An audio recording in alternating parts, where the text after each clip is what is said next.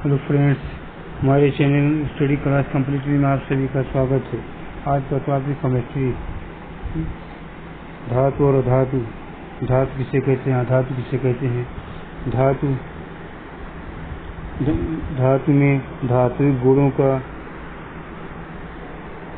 कमी नहीं होती है और अधातु में धात्विक गुणों की कमी होती है। ये मुलायम धातु मुलायम नहीं होता, अधातु ये मुलायम भंगुर होता है। अधातु को सरलता से तोड़ा पीस कर बारीक चूर बनाया जा सकता है, लेकिन धातु को सरलता से तोड़ा पीस कर बारीक नहीं बनाया जा सकता। ये ठोस अवस्था में होता है धातु। अधातु ये तीनों अवस्था में होता है। अधातु में कम घनत्व होता है, इसमें धातु की चमक नहीं पाई जाती। अधातु में इनका गलनांक क्वथनांक कम होता है। ये विद्युत का कुचालक होता है। अधातु से संबंधित कुछ महत्वपूर्ण तथ्य। सिलिकॉन कार्बाइड का दूसरा नाम कार्बोरेंडम है। वाहनों से निकलने वाली प्रदूषित गैस मुख्यतः कार्बन मोनोऑक्साइड है। इसकी विषाक्तता मुख्यतः रक्त की ऑक्सीजन को वहन करने की क्षमता को प्रभावित करती है। वायु प्रदूषक में ये सबसे हानिकारक है। नोट में कार्बन मोनोऑक्साइड की विषैली प्रकृति को कार्बोलिक अम्ल समाप्त कर देता है। रात को पेड़ के नीचे सोने की सलाह नहीं दी जाती क्योंकि तब इससे कार्बन डाइऑक्साइड का मोचन होता है, कार्बन डाइऑक्साइड निकलता है। क्वार्टिज कैल्शियम सिलिकेट से बनता है। कृत्रिम सांस के लिए ऑक्सीजन एवं हीलियम का मिश्रण दिया जाता है। कार्बन डाइऑक्साइड का उपयोग क्या उपयोग है। कार्बन डाइऑक्साइड का उपयोग आग बुझाने में, मृद पेय पदार्थ बनाने में, बीकर को भंडारित करने में, सोडा वाटर में, डबल रोटरी को स्पंजी बनाने में, हरित गृह प्रभाव में। नोट क्या है, ग्लोबल वार्मिंग के लिए उत्तरदायी गैस कौन है, कार्बन डाइऑक्साइड। ओजोन गैस चांदी की सतह को काला कर देता है। ओजोन गैस हाइड्रोजन सल्फाइड की गंध चढ़े अंडे के समान होती है। ये स्वयं जलती है लेकिन जलने में सहायक नहीं होती। इसकी उपस्थिति के कारण पीतल का रंग हवा में फीका पड़ जाता है। लेड संचायक बैटरी के आवेशित होने पर सल्फ्यूरिक अम्ल की खपत होती है। निष्क्रिय गैस किसे कहते हैं, इसको नोबेल गैस कहते हैं, नोबेल गैस भी कहते हैं। इसे जो है अक्रिय गैस भी कहते हैं, इनर्ट गैस भी कहते हैं, उत्कृष्ट गैस भी कहते हैं। आवर्त में शून्य वर्ग में 6 तत्व हैं। शून्य वर्ग में 6 तत्व हैं, जीरो वर्ग में जैसे helium, neon, argon, krypton, radon और जेनान। ये सभी तत्व रासायनिक रूप से निष्क्रिय हैं, नोबेल हैं। अतः इन तत्वों को अक्रिय गैस या उत्कृष्ट गैस के कहते हैं। इन गैसों में आर्गन एवं जेनान कुछ यौगिक बनाते हैं। अक्रिय गैसों की खोज करने का श्रेय रैमजे को प्राप्त है।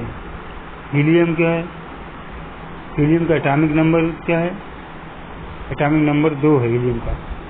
अब एटॉमिक नंबर किसे कहेंगे, परमाणु क्रमांक किसे कहते हैं, किसी नाभिक में उपस्थित प्रोटॉनों की संख्या को परमाणु क्रमांक कहते हैं। और नाभिक किसे कहते हैं, किसी परमाणु में उपस्थित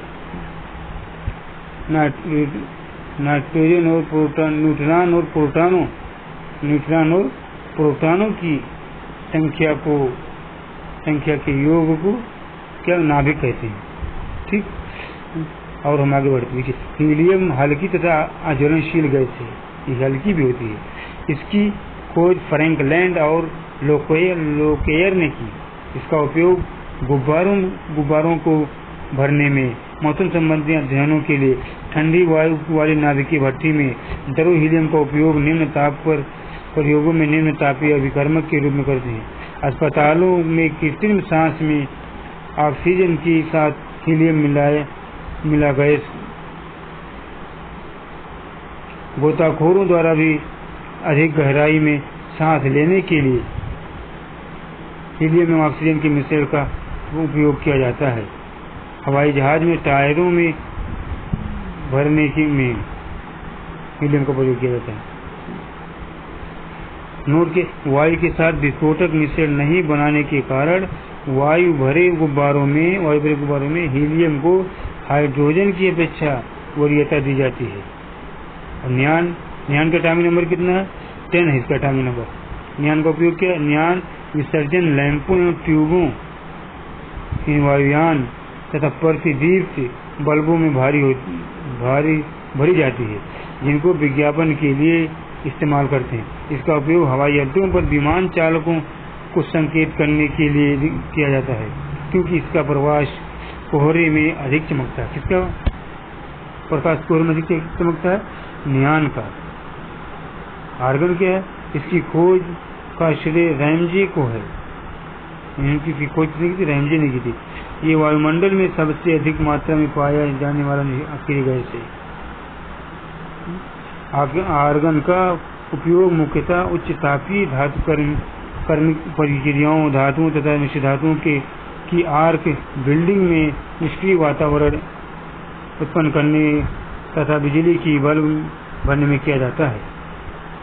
और क्रिप्टॉन, इसका एटॉमिक नंबर कितना है?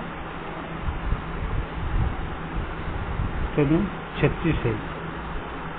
इसका प्रयोग बिजली का बल्ब बनाने में और फोटोग्राफी में किया जाता है।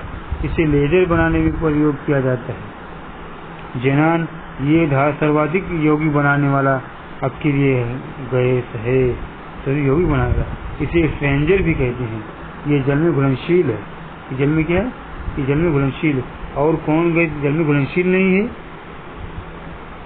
अभी पढ़ा गया अभी। जल में घुलनशील और कौन नहीं है जल में घुलनशील?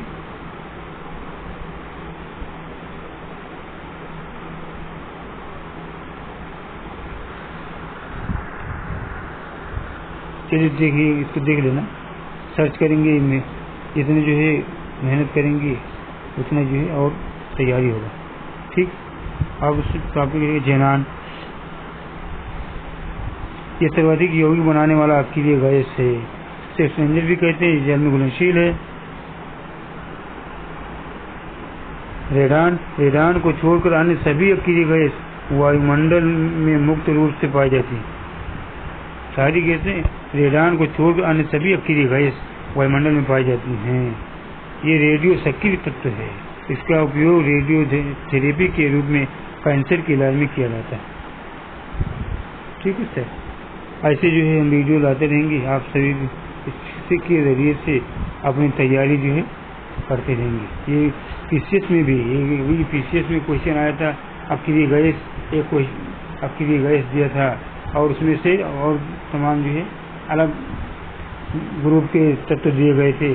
उसमें ये खोजना था कि कौन अक्रिय गैस है।